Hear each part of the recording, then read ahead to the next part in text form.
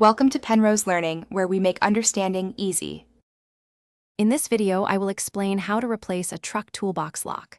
First, gather your essential tools, including a Phillips head screwdriver, a flathead screwdriver, and an adjustable wrench. You will also need your new lock cylinder and its corresponding keys. Before beginning, take a moment to clear the area around your toolbox and carefully inspect the existing lock to understand its current configuration. This preparation ensures a smooth and efficient replacement process. Now, let's remove the old, broken lock. Begin by opening your truck toolbox lid to gain full access to the lock's internal workings. Locate and remove any retaining screws or bolts that secure the lock mechanism in place, often requiring a Phillips head screwdriver. Next, carefully detach the connecting rod or linkage that operates the latch.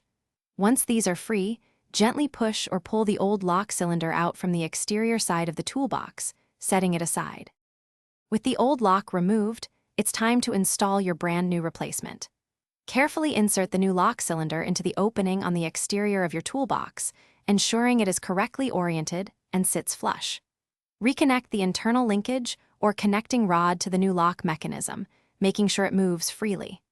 Finally, secure the new lock in place using the retaining screws or bolts you removed earlier, tightening them firmly but not excessively. The final step is to thoroughly test your newly installed lock. Insert the new key and turn it several times to ensure the mechanism operates smoothly. Verify that the latch engages and disengages correctly when you turn the key. Close the toolbox lid and confirm it locks securely, providing peace of mind.